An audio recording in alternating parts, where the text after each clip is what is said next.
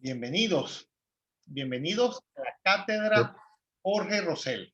Recuerden que la Cátedra Jorge Rosell es un esfuerzo conjunto de la Academia de Ciencias Políticas y Sociales, de la Asociación Latinoamericana de Derecho Penal y Criminología, ALPEC, del Instituto de Estudios Jurídicos del Estado Lara, de la Universidad del Zulia y de, por supuesto, Universitas Fundación, que incluso en las circunstancias más complejas, Universitas Fundación está contigo. El análisis de casos constituye uno de los mecanismos, uno de los medios que los abogados tenemos para entender mejor el derecho. Y al tomar un caso importante, un caso que conecte diversas variables, es un caso que seguramente nos puede ayudar para entender mejor la ciencia jurídica. Bueno, vamos a analizar un caso que sin duda alguna resulta relevante para la realidad venezolana. En ella se ven incluidos aspectos de derecho sustantivo como de derecho adjetivo.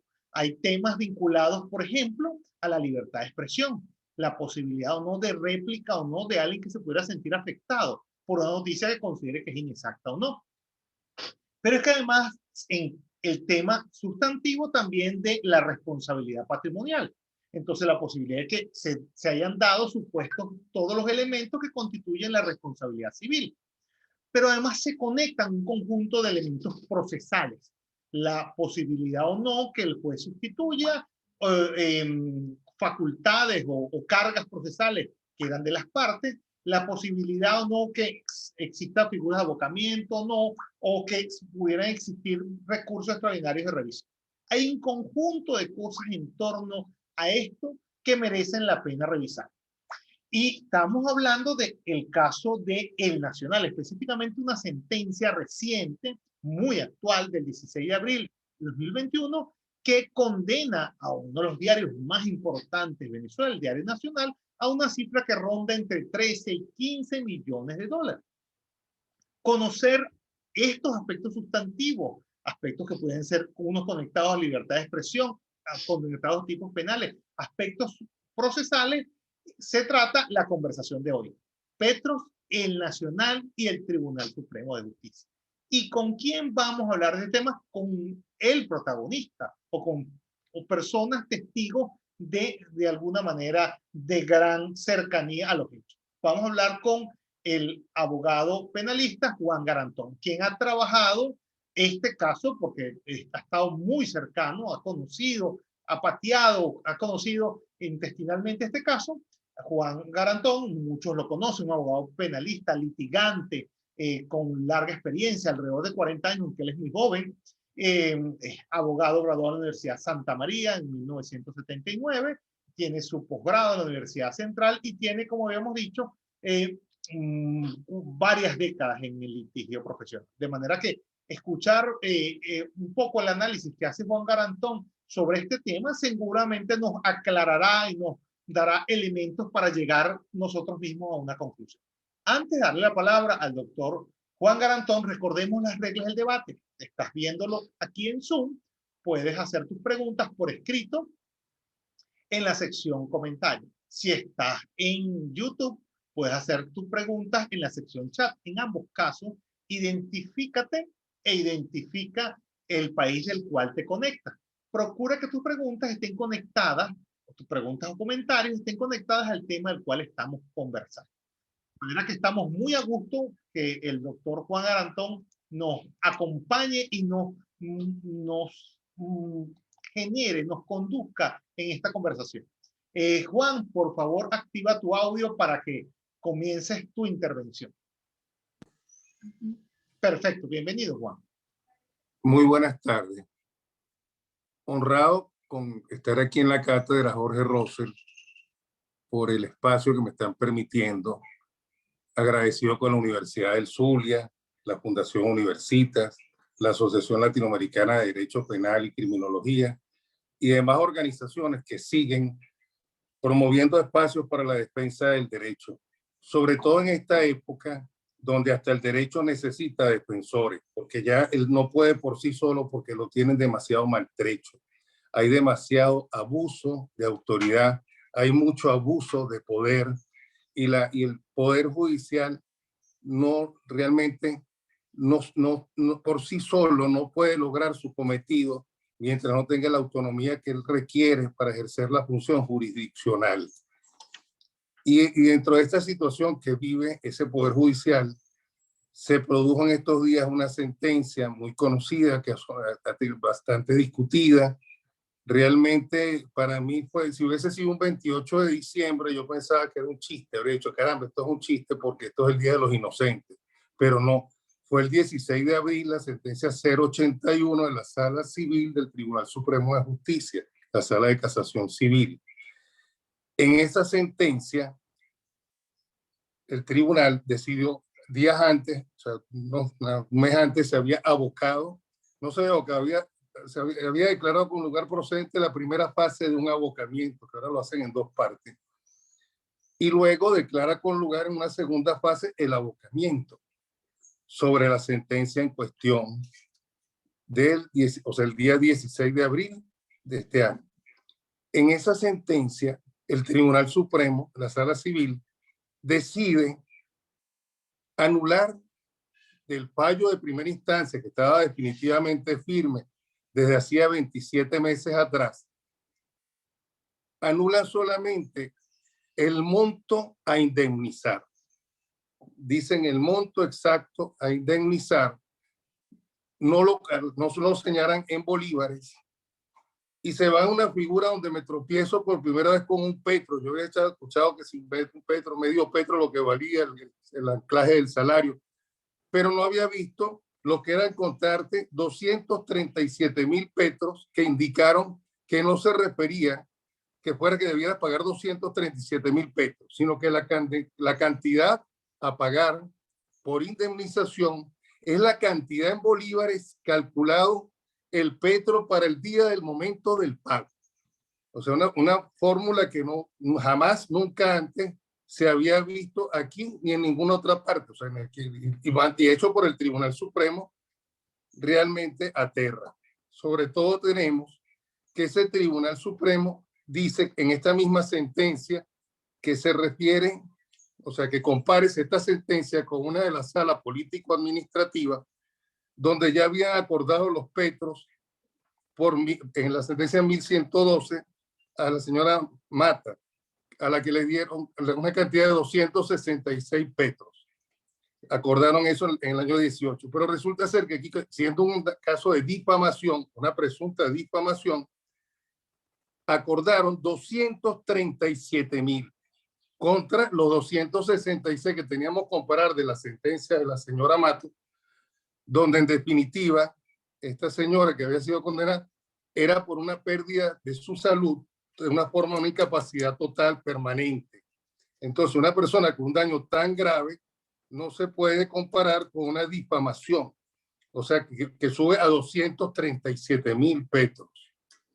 Entonces, tenemos que realmente esa sentencia fue sumamente aterrorizante, el precio que colocaron a la indemnización. Pero más allá de eso, no fue, o sea, lo más grave, no fue que llegaron a conocer de ella como es un proceso normal, aquello que llaman el debido proceso. Una sentencia va llegando en su camino, las apelaciones hasta que llega al Tribunal Supremo. No, en este caso no fue así, sino que la sentencia se encontraba con carácter de cosa juzgada definitivamente firme en el Tribunal de Primera Instancia desde hacía ya 27 meses, como dije. Y luego de esa situación que daba la seguridad jurídica, que uno se siente confiado, que ya lo que lo estaba litigando en los tribunales ya se definió y se determinó, de un día para otro, el Tribunal Supremo, sin facultades para ello, porque la ley se lo prohíbe, de abocarse en una sentencia firme, el artículo 25 de la ley orgánica del Tribunal Supremo de Justicia, el numeral 16, prohíbe que el tribunal haga eso. Y el tribunal y la Sala Civil lo hizo en violación flagrante de su propia ley orgánica del Tribunal Supremo de Justicia. Entonces yo veo que esta situación es sumamente grave y por eso necesariamente tuve que pedir una aclaratoria el mismo 16 de abril vía correo electrónico a la Sala Civil del Tribunal Supremo de Justicia, y posteriormente de eso tuve que pedir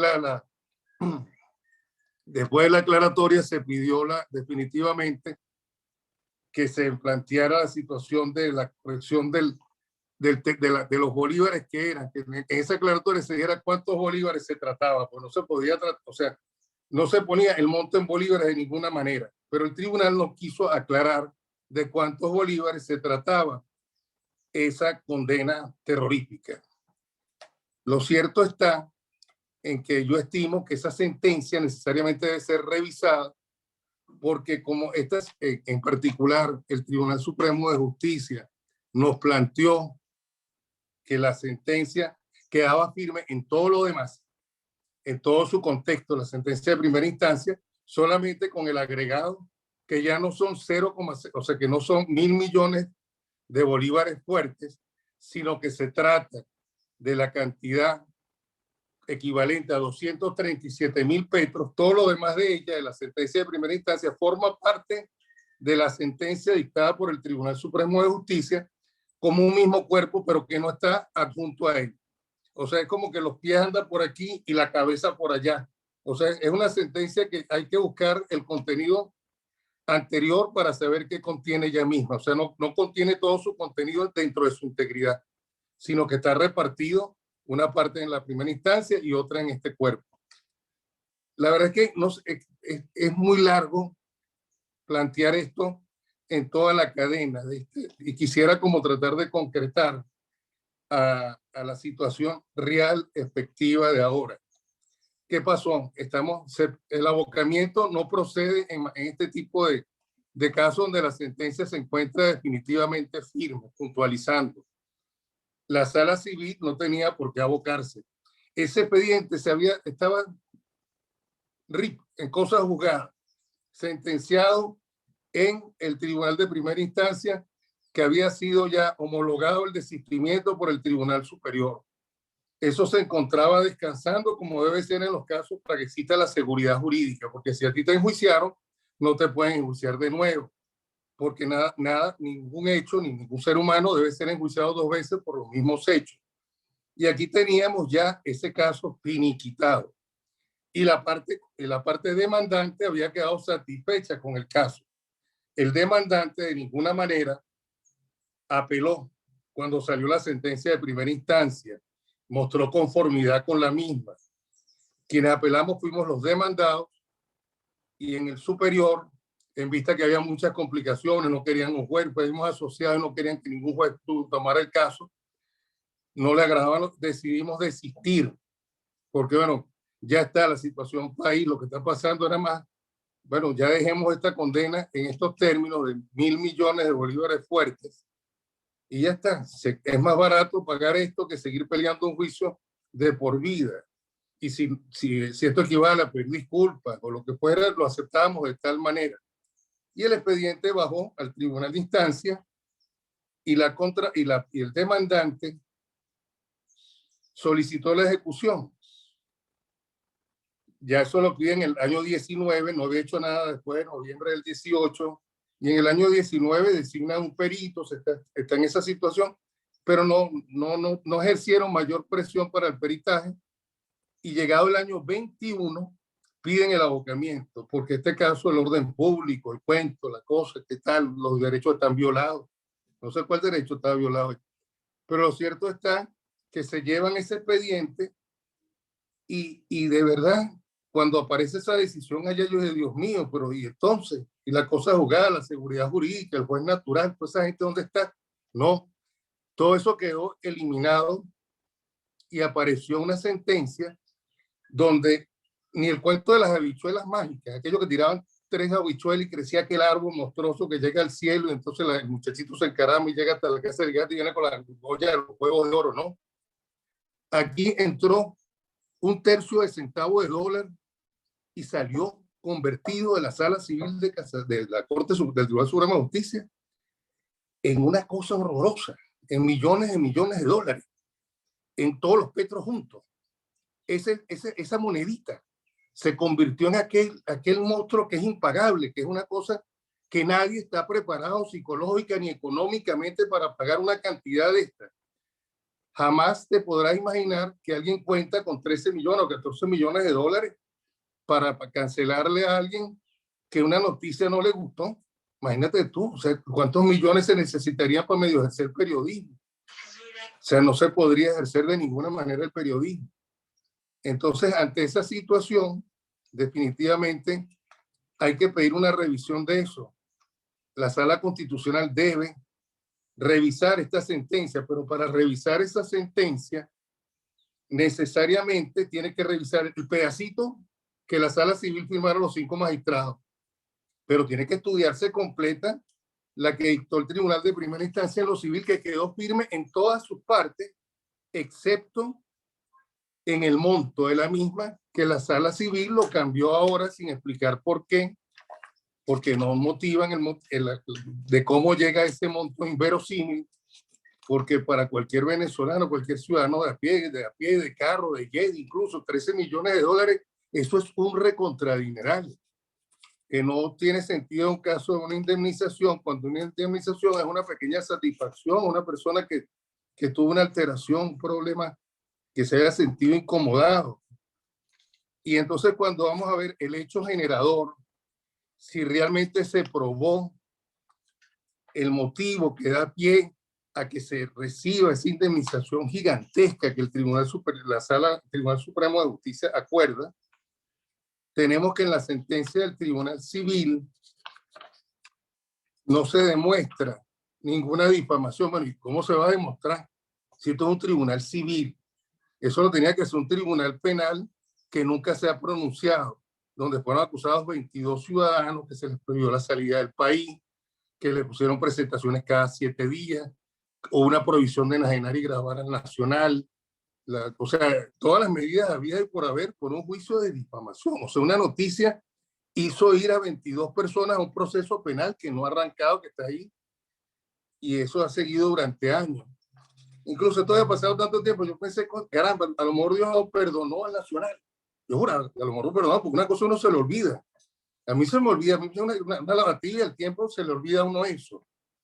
No, de repente en plena pandemia, uno está aquí escondido en su casa y no quiere ni salir, se fue la boca para la Sala Civil. Y esos magistrados que van poquito, porque están ahorita también con el mismo susto que todos los cristianos que habitamos aquí, sacaron eso, se abocaron, decidieron, todo eso pasó entre marzo y abril. En un momentico, el tercio de centavo americano se convirtió en millones de centavos americanos y millones de dólares. O sea, imagínate que cuando el daño aquí está. Esto es el hecho generador, esto fue lo que dijo el tribunal, exactamente fue eso, el tribunal de primera instancia que forma parte de la sentencia del Tribunal Supremo de Justicia. Con vista a las anteriores determinaciones y bajo la óptica del derecho común, luego del análisis probatorio realizado en el caso bajo estudio, estima quien suscribe en relación a la indemnización por daño moral reclamada por el accionante que es un hecho cierto, aceptado y probado a través de las pruebas de experticia y con la rogatoria evacuada en Madrid, que la accionada difundió una noticia en detrimento de los principios de la ética, violentando los preceptos de la Constitución, cuando impone la necesidad de la veracidad e imparcialidad de la información que se transmite, incumpliendo en honor del actor al publicar una noticia que generó un desequilibrio emocional que influyó en el desarrollo cognitivo emotivo. Bueno, sobre este hecho generador, el Tribunal Supremo de Justicia sentencia y condena al Diario Nacional a esa cifra, con lo que está destruyendo al periódico, porque ese periódico que tiene 78 años de historia en Venezuela no puede pagar un tipo de cantidad de esa naturaleza, él ni nadie, porque está pagando 13 millones de dólares. Es más, ¿cómo vas a pagar una cantidad que el día 15 de abril era un tercio de centavo de dólar americano y el día 16 de abril es la cantidad en bolívares equivalente a 237.000 petros que no los nombraron, porque tienes que poner los bolívares y a los bolívares que ponga le metes 12 ceros y eso te da más o menos lo que dice esta condena por haber sacado una noticia que también aquí mismo en este proceso civil se demostró que era proveniente de una información de España y la gente de España a través de una prueba ultramarina definieron que ellos realmente habían publicado la noticia, tomado la información y que en los archivos del periódico, que yo diría se publicó la entrevista, e igualmente consta en la hemeroteca y en la edición digital. O sea, ellos reconocen ser los padres de la criatura que ocasionó aquí que 3 medios fueran crucificados, que 22 personas fueran enjuiciadas. Caramba, y todos han pedido perdón y se han pedido disculpas, y yo creo que ya es como tiempo de que ya pasó. Además que el hecho penal, si había que enjuiciarlo, en 6 años, una difamación prescribe sin duda. Eso está prescrito, los abogados penalistas lo saben. Y aquí se pasaron por alto la cuestión de la prejudicialidad de la acción penal sobre la civil, que tenían que necesariamente haber hecho el juicio penal primero para luego demandar civilmente. Y el juez civil dijo que no había ninguna relación entre una situación y otra y que eran juicios independientes y que el nacional no tenía nada que ver con sus directores ni con sus empleados ni nada, sino que el nacional es así como un edificio que tiene responsabilidad civil por sí solo, sin que ningún particular trabaje allí, sin una persona natural cometa un hecho que perjudique a alguien. Y realmente eso no puede ser así. Fue un gravísimo error y en aquella época el juez no decidió, a pesar de que se opuso la excepción, hizo la sentencia sin contemplar cuál era el hecho generador. O sea que la sentencia no tiene base, está fundada en la nada. O sea, nada la sostiene. O sea que esos 13 millones se sostienen en el aire. Y eso no puede ser.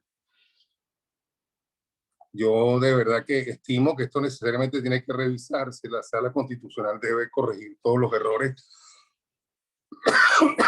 en que se han incurrido, porque realmente son demasiados y es mucho la carga que existe en esta situación, porque de verdad que la seguridad jurídica donde uno debe vivir en un conglomerado social, donde tú te acuestas y te levantes con las mismas leyes y con el mismo orden existente, no existe, porque aquí los tribunales se pueden convertir entonces en un casino, que tú sales limpio y sales multimillonario, pues si entras limpio, sales totalmente en la mendicidad, dependiendo de cómo se le ocurra poner una sentencia condenatoria sin análisis ninguno, ni motiva, ni cuento, nada, sino que simplemente usted es condenado a pagar tanto. Eso no puede ser, porque para eso está el debido proceso, las pruebas, el cuento, las instancias. Aquí pasaron todo eso a la torera y se dictó una sentencia realmente que definitivamente es insólita, inverosímil, impagable, de imposible cumplimiento. Y realmente yo estimo que eso tiene que ser subsanado muy rápidamente por la Sala Constitucional, que es la única carta que queda para revisar esto. Porque aquí no, ya antes contra los tribunales, las salas del Tribunal Supremo no caben amparos constitucionales ni nada de eso, porque nadie se imaginó que algún día ellas pudieran cometer de este tipo de disparate. O sea, uno piensa que los magistrados son las personas más conocedoras del derecho y seguramente lo son, pero a veces se confunde, pues todos nos podemos confundir. Este equipo es lleno de errores. Uno es casi todos los días comete 1, 2, 3, 4, quién sabe cuántos errores puede cometer todos los días uno, pero trata de enmendarlo y trata de arreglarlo y trata de llevar las cosas por el mejor camino. Entonces yo estimo que realmente esta sentencia, al ser revisada, los magistrados pueden determinar que efectivamente, como es cierto, no tiene el hecho generador probado. Y sin un hecho generador que pruebe que hay un daño, o sea, que se ocasiona un daño moral, que se produjo una situación que afectó a alguien con mala fe, con mala intención, con ánimo de difamar. Si no está aprobado eso, no puede haber la sentencia condenatoria. Pues también aquí esto es un medio, esto es un periódico. Los periódicos hacen eso, usualmente informan. Eso es lo que hacían antes. Había muchos periódicos, por cierto. Ya no se ven casi en los kiosquitos, ya no hay ni la revista, ni periódicos, eso. Los kiosquitos se han quedado como vacíos. Ahora venden tapabocas, venden cigarros, venden otras cosas, pero ya lo que eran los kiosquitos de periódicos no se ven en los periódicos. Y es la situación también económica que nos ha llevado a esto. Y más allá de este drama del petro, del dólar, de la condena que era, la que fue, la que pasó, ahí lo que se ve en ese proceso de estos últimos 6 años es como en el 2015, 1.000 millones de bolívares eran algo importante. Y hoy en día son 10.000 soberanos, que son 2 litros de gasolina subsidiada o 0.03 centavos de dólar, de un centavo de dólar. O sea, de nada, nada. O sea, la economía, el signo monetario está muy mal, pero eso no era el motivo para perjudicar al periódico, porque el periódico no es responsable para nada de que se haya la moneda devaluada en esa magnitud y que además no se puede sacar un expediente que está firme, que está determinadamente como cosa juzgada para 2 años y medio después te cambio la pena, te cambio la condena. ¿Qué es eso? Eso no existe, eso es fin de mundo. O sea, de verdad, si jugamos de esa manera, no hay debido proceso, no hay derecho a la defensa, se acaba el sentimiento. Bueno, y que hablar de la igualdad de las partes, igualdad procesal, no habría final en ningún proceso, sino que siempre estaríamos pendientes de que nuevamente se revisara lo que ya está firme. Yo estimo que eso de verdad no tiene pie ni cabeza. Y de verdad que en plena pandemia, en una situación país tan complicada, dedicarnos a este tipo de atropellos es una pelea como de tigre con burro amarrado. O sea, ¿cómo se defiende uno así? O sea, te están tragando de una sin explicarte por qué motivo, sino usted debe 13,000, o sea, 237,000 pesos. Es más, ¿dónde están esos petros? O sea, ¿cómo consigue? O sea, todo esto de verdad me parece bizarro. Realmente no considero que esto sea justicia de ninguna manera y es lamentable que esto se haya prolongado tanto en el tiempo, que Miguel Enrique Otero tenga 6 años fuera del país. Ya Teodoro Pecos murió y murió con este juicio, no podía recoger un premio que iba a buscar, una oportunidad, no pudo salir más de Venezuela, o sea, y ya va, esto es difamación, o sea, esto es un delito que la gente acostumbra a perdonarlo con el tiempo, normalmente, y aquí estamos en la conciliación, el cuento, o sea, estamos hablando de José Gregorio Hernández, de la paz de los sepulcros, o sea, aquí estamos buscando la serenidad de los seres humanos en este país, la conciliación. Entonces no entiendo cómo es posible que en ese ánimo de conciliar, en un momento dado se dicte una sentencia como esta, que a cualquiera que le caiga encima lo deja desnudo, lo deja sin nada. Además, por favor, es peor que un rayo, es demoledor. Es más, no tiene pie ni cabeza. Si bien los jueces son libres y manejan su libre albedrío en este tipo de fallos, tiene que estar sometido al uso de la lógica y la razón. De ninguna manera pueden hacerlo sin ningún tipo de límite. Y de verdad que violenta todos los límites habidos y por haber. Yo realmente considero que es súper pertinente la revisión de la sentencia por parte de la Sala Constitucional y que a bien tenga revisar todo el contenido de la misma, pues no es nada más el pedazo que queda en la parte que saca la Sala Civil, que dice que, bueno, que todo lo demás está bien hecho de la primera instancia, pero no está agregada al fallo del Tribunal Supremo de Justicia que dictó la Sala Civil. Entonces, el tribunal, la Sala Constitucional debe revisar el fallo en su integridad total y podrá observar que en definitiva el mismo viola por completo el Estado de Derecho, de seguridad jurídica, o sea, el derecho a la libertad de expresión y crea una sensación de que cualquier cuestión que se diga puede ser considerada como criminal y punible y que los tribunales civiles, así como dictan esto, mañana metan preso a alguien, pues así como son capaces de determinar una difamación, puede determinar también una pena de prisión. O sea, cada quien tiene su esfera de competencia. Igual que la sala civil, la esfera de competencia no le permitía abocarse y dictar nuevamente una sentencia sobre un hecho que ya había sido definitivamente quedado con carácter de cosa juzgada porque es una sentencia firme. Yo creo que más o menos he podido explicar un poco lo que es este caso, en definitiva, esta sentencia del 16 de abril, que fue a la cual se solicitó aclaratoria y el mismo día que se pidió el 16 mismo, el día que salió, y se ratificó el 26 ante la sala, y ese mismo 26, dentro del mismo lapso todavía de pedir aclaratoria, contestaron que no tenían nada que aclarar. O sea, la sala civil considera que esto está clarísimo.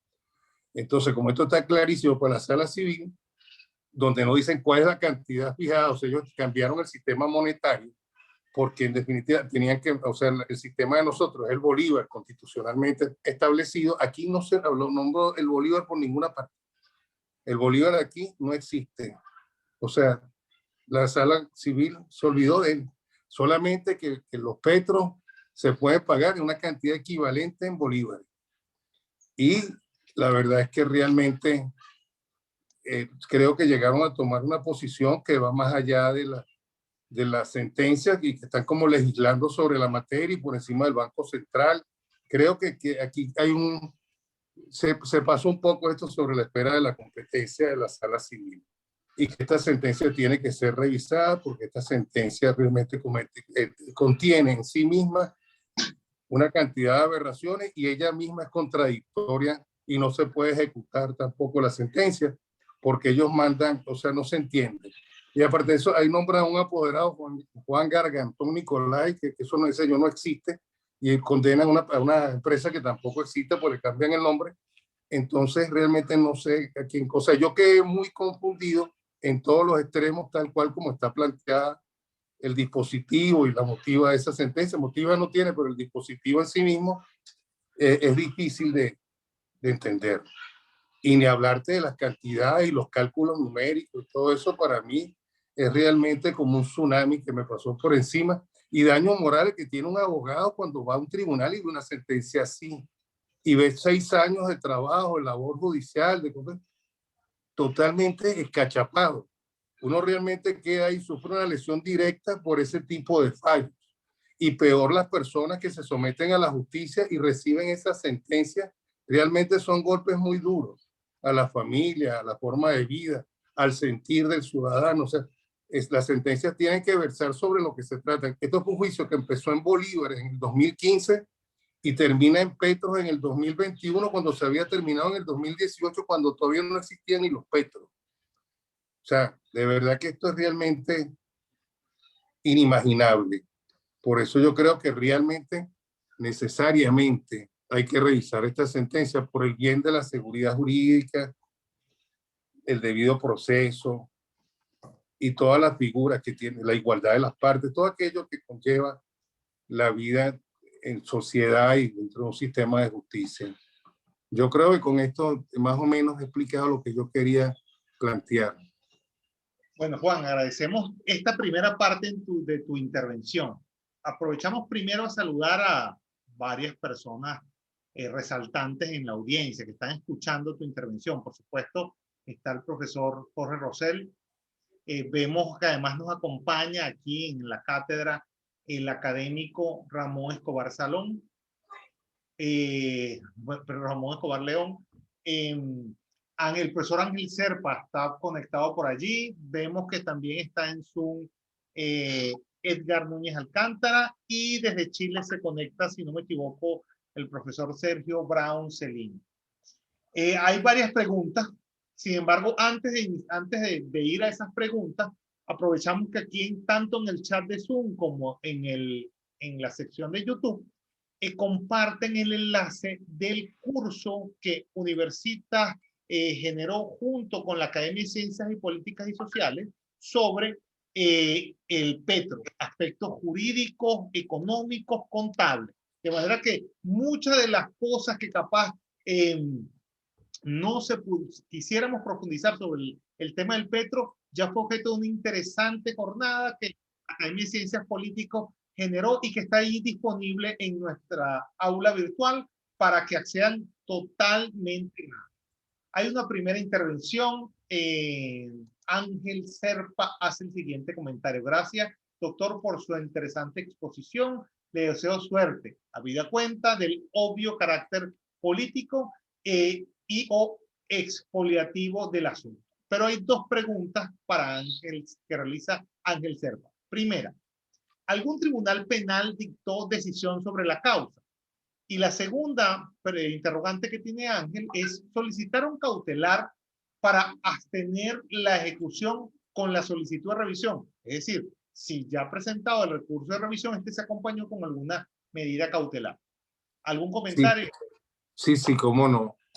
Ante la primera pregunta, nunca jamás ha habido sentencia penal. Nunca jamás una persona ha sido enjuiciada por el delito de difamación. En el tribunal civil, el juez civil se le opuso la excepción de la prejudicialidad de la acción penal sobre la civil y él se la pasó por encima y sentenció. Y él mismo dijo que le parecía es una cosa contra la ética de la información y sin existir el hecho generador, que es la prueba del delito de difamación, condena al Nacional a indemnizar los daños morales. Y asimismo, por supuesto que hay que pedir junto con la revisión que está por introducirse, está por presentarse ya, hay que pedir la suspensión de los efectos de esa sentencia, porque realmente no debería de ninguna manera ejecutarse, porque es una barbaridad.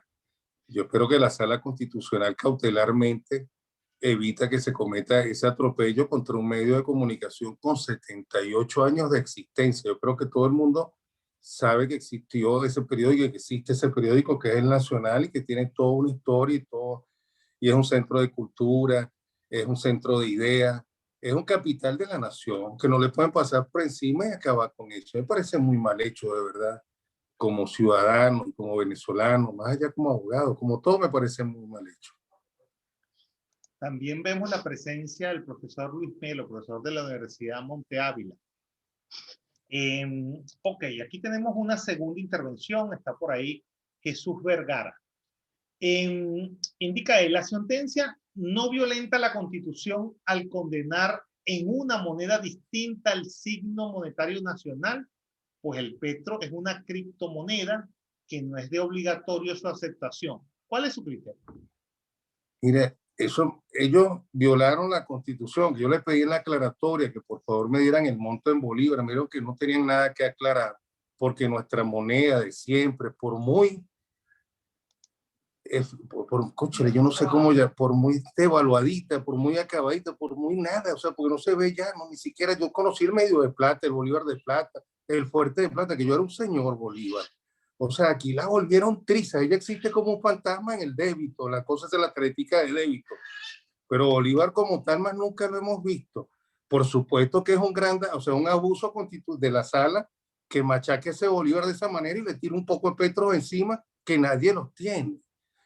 Y más allá de eso, el petro como tal no es exactamente una moneda, eso no es un medio de cambio. Yo no puedo ir a Estados Unidos, además a lo mejor te meten preso si yo voy con petro, pues ya está prohibido, a Europa cargando unos petros. Bueno, aparte que eso es una criptomoneda, eso no, jamás voy a agarrar a un petro, o sea, no existe. Eso es así como el Bolívar, pero diferente, porque el Bolívar sí debería existir, pero ya no se le ve, pues.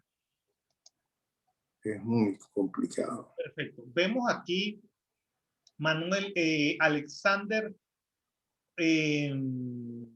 perdón, tenemos aquí desde YouTube una pregunta. La reproducción de una noticia de medios internacionales puede dar cabida a una demanda como la intentada contra el Nacional?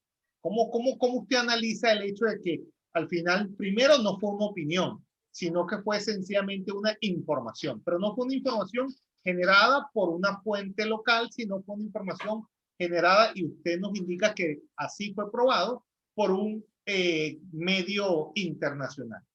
¿Cómo usted evalúa eso, profesor? Bueno, eso estuvo muy mal hecho del Tribunal Supremo y de este tribunal de primera instancia, el cual el Tribunal Supremo considera que esto es una cosa perfecta, porque aquí se pidió como medio de prueba ultramarina que se tomara declaración al editor del periódico y al periodista que tomó esa noticia en España, en el diario ABC de España, y eso se libra, eso se manda para allá, se le manda la rogatoria, tardan allá en devolver eso para acá, y yo quedo muy satisfecho cuando veo, caramba, este hombre dice que aquí está en el periódico, en la hemeroteca, está la noticia, y el otro dice que él tomó la entrevista, y el juez me dice, caramba, eso está perfecto, él cree en esos testigos, y la acuerda pleno valor probatorio.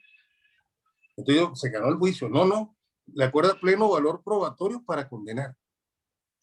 Entonces yo digo, es así como que tú estás esperando una empanada de cazón y te dan cotufa. O sea, es una cosa que no tiene nada que ver una cosa con la otra. Yo estoy jurando que esto definitivamente es para absolver al medio, porque está demostrado que esa noticia la produjo un medio español, el ABC de España, con claridad, perfectamente bien, por las vías legales se hizo la prueba y el juez la valora, pero a favor del demandante. Y dice que eso le produjo un daño al demandante y eso hay que pagarlo, y ese es el hecho generador del daño moral, y ese hecho generador se corresponde hoy en día a esa cifra que pusieron, que hasta antier era 0,03 centavos por la devaluación que hubo durante todo el proceso del 2015 hasta hoy. Es realmente complicado. Vemos la presencia además del profesor José Delgado, que además ha sido ponente de nuestra cátedra, Roberto Delgado. Aquí tenemos otra intervención. Si el delito de difamación prescribe a los 3 años, según el Código Penal, la acción civil que deviene del mismo no está ya prescrita para el momento de la sentencia. ¿Cómo es la prescripción, el tema de la autonomía entre el tipo penal, entre la acción penal y la acción civil? Aquí lo más complicado de esto es que el hecho generador como tal, la difamación, jamás se probó. No hubo juicio por ese hecho. Se arrancó con 22 personas procesadas, sancionadas, que se quedaron con sus provisiones de salida del país. Unos no han vuelto para no quedarse aquí sin poder salir. Otros duraron tiempísimo presentándose en la oficina de presentaciones cada semana. Y todas estas personas fueron realmente tratadas muy mal por el sistema, pero el juicio como tal no se dio y nunca se condenó por difamación a nadie. Y tampoco se ha declarado prescrito, tampoco se ha demostrado nada porque no se ha determinado que el hecho se haya cometido. O sea, no sabemos, y además ahí se podría plantear lo del exceptio veritatis, una cantidad de medios de prueba, que eso en definitiva dirían, pero bueno, entonces, ¿qué hizo este señor? O sea, ¿qué hizo el Nacional para ser condenado a una cantidad infernal cuando realmente lo que hizo fue publicar una noticia que la puede leer cualquiera y está pegada en el expediente? O sea, aquí está, no dice nada de particular, era una cuestión que es una réplica de un diario que asume su responsabilidad. Si, allá puede ser demandado en España por eso y castigado si hubieras dicho una mentira este diario, pero allá no se hizo nada, aquí sí, y aquí sigue ese juicio ahí, es un expediente grandísimo, un poco de papeles pegados, presentaciones, y nada, y eso, o sea, sigue ahí. Incluso creo que todavía no se ha sobreseído la causa de Teodoro Pecó. Luisa, desde aquí de nuestra cátedra Jorge Rosell, dice: buenas tardes, felicito por su excelente ponencia. De conformidad con el artículo 128 de la Ley General de Bancos, tenemos 2 tipos de monedas, la moneda de cuenta y la moneda de pago. Si no fue demandado como moneda de pago o de cuenta, ¿sería que la indexación está por encima de la seguridad jurídica? No, esa indemnización está por encima de todo, de cualquier cosa, de lo inimaginable. O sea, en la pirámide de Kelsen, esto se perdió. O sea, esta indemnización no es, o sea, está fuera de las leyes, está fuera de cualquier conceptualización que un abogado pueda llegar a concebir. Esto es una indemnización que no tiene fundamento, aun cuando, mira, no hay forma de fundamentar eso. O sea, aquí está escrito, aquí lo dice clarito. ¿Cómo tú vas a fundamentar 30 millones de dólares? No sé cuánto, ya no sé ni cómo, de cantidades, porque yo no estoy acostumbrado a hablar de eso. Estoy pendiente de un kilo de queso, cómo es esto, cómo es aquello, cuánto puedo echar de gasolina. Aquí lo que estoy viendo yo es que esta indemnización no la puede, no, o sea, es imposible. O sea, los valores son impensables. Y claro que eso viola todo. O sea, eso no tiene fórmula legal ninguna. Pedro Alexander Reyes Gutiérrez se conecta y hace la siguiente reflexión. Considerando que está en proceso de solicitar en sala constitucional la revisión de la sentencia y que pudiera pronunciar y que existe una alta probabilidad de que sea ratificada, eso no abriría la posibilidad que ahora en lo sucesivo condenas que se interpongan o inicialmente pretensiones, inicialmente solicitadas en bolívares, eventualmente sean condenadas por los tribunales venezolanos, ahora transformadas en petro. Pero imagínate, si esto lo hace el Tribunal Supremo, ¿qué queda? Pues esos tribunales por allá van a hacer lo que quieran. O sea, aquí está la sentencia del TCJ número 81. Y que cualquiera que debía 10 bolívares sale de ahí debiendo 10 millones de dólares, cualquier cosa, porque cambiarán los montos como quieran. O sea, yo creo que esto crea una inestabilidad terrible. O sea, la economía da pánico. O sea, cualquiera que invierte aquí, entonces te tiran a un juicio y tú no sabes ni qué hiciste y te condenan a tantos bolívares, a tantos dólares, a tantos petros, a cualquier cosa. ¿Dónde queda esto? O sea, como una sentencia que no me explique por qué es condenada esta empresa de 78 años a pagar una cifra que nadie puede pagar. Y esto es un día para otro, porque esta deuda la inventaron el 16 de abril. O sea que ahora este periódico que no le debía medio, o sea que debió una tontería, 3 gatos por ahí, ahora debe a un solo ser humano eso, una barbaridad. Hasta ahora está debiendo eso, que me parece realmente, por favor, de verdad que a mí que, o sea, 42 años yo no había ni visto algo similar, aunque he visto muchas cosas, de verdad que se ha visto demasiado en estos años, pero como esto, en cuanto a monto, en cuanto a arbitrariedad, a cuanto a que había una cosa juzgada, 27 meses después me aboco.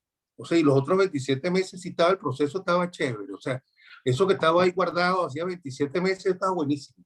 Pero 27 meses después, menos mal que el abogado se dio cuenta y va y pide eso. Y el TCJ enseguida, en un santiamén, con pandemia y todo, ya arregló el problema y ya se subsanó y vayan y paguen sus 237.000 petros calculados en bolívares, que es X número de bolívares más 12 ceros.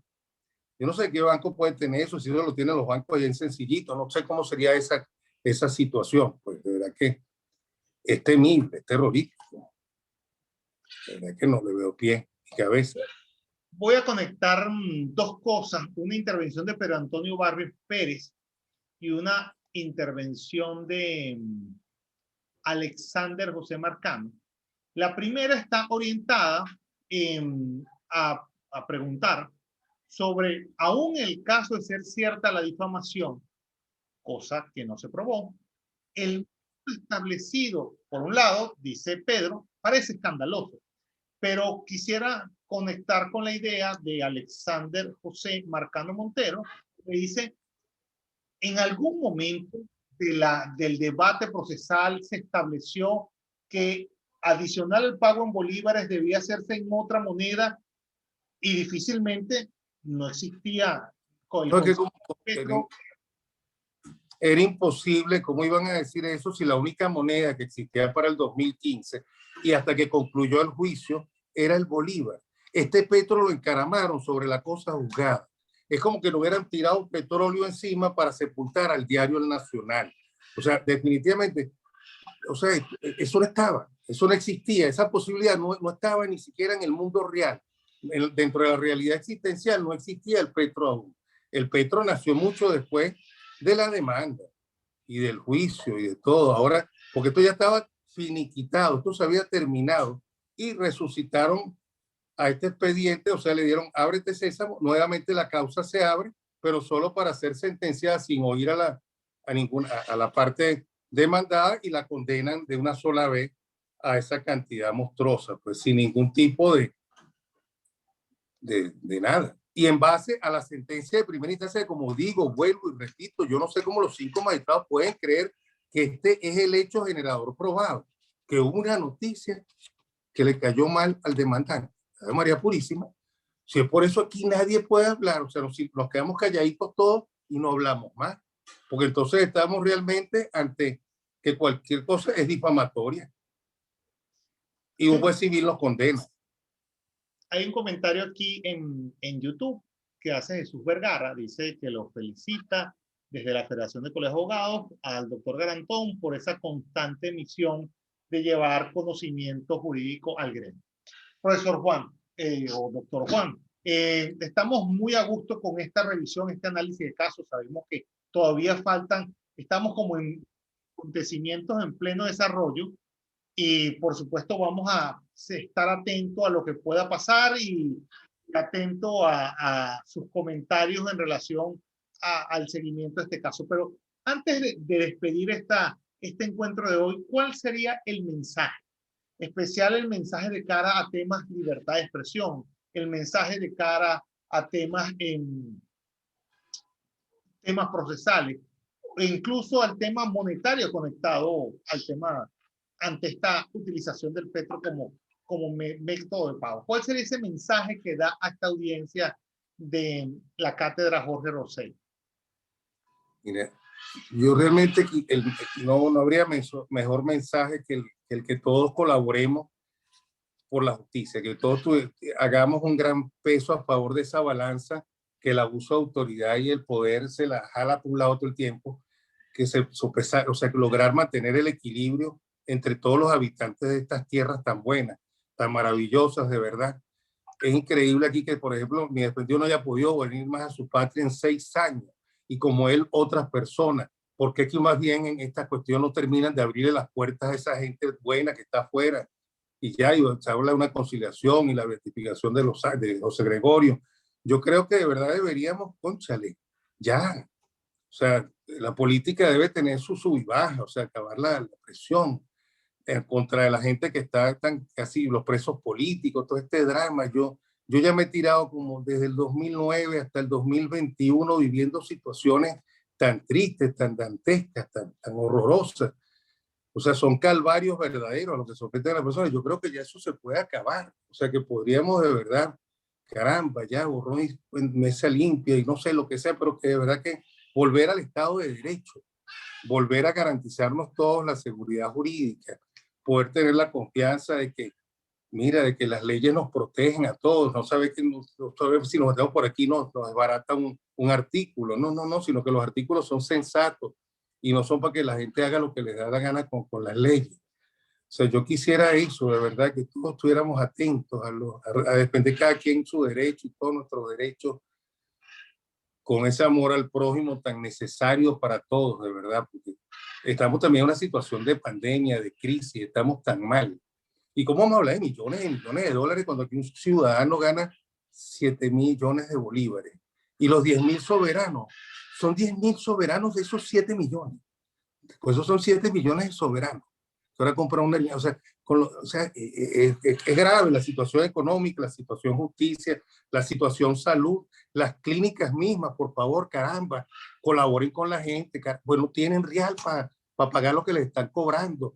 O sea, hay tanta gente que está ahorita en una situación de salud tan complicada, para estar pendiente que si me dijeron maricón o me dijeron bolso, me dijeron lo que sea. O sea, ahorita tenemos que estar pendientes simplemente de que realmente el país merece el apoyo de todos. O sea, debemos estar pendientes que necesitamos todos la salud más por encima de cualquier otro beneficio. Y realmente deberíamos estar pendientes de apoyarnos.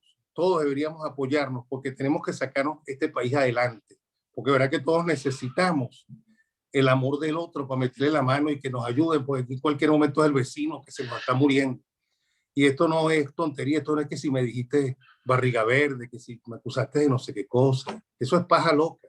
Aquí lo que necesitamos son valores de amor, de afecto, de cariño entre todos los habitantes de esta patria.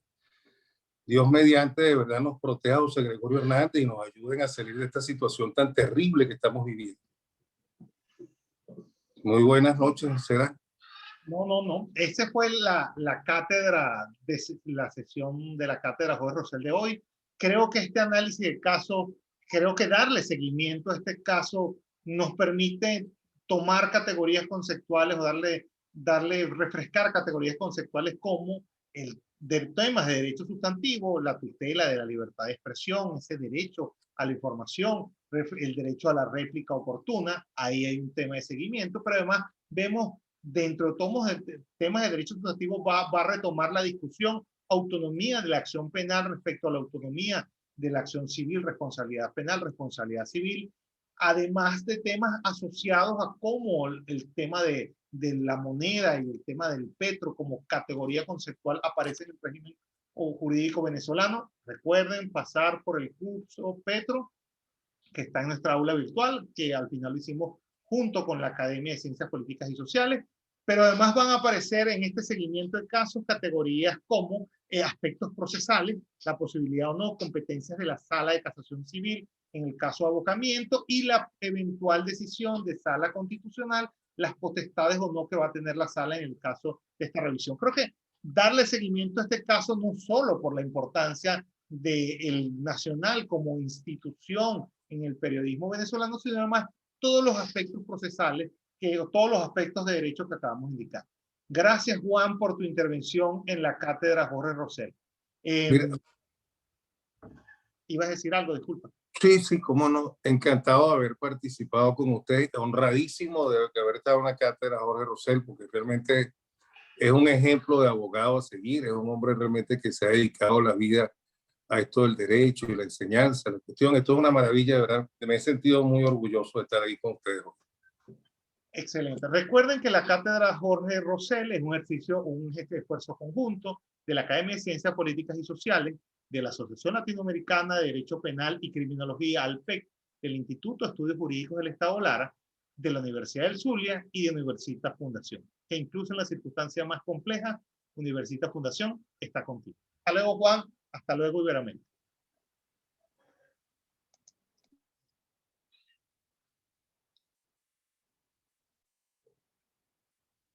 Ay. Ay. Ya estoy listo aquí, ¿no? Fabiana Garantón salió, dice aquí. ¿Ah? ¿Por qué me regañan?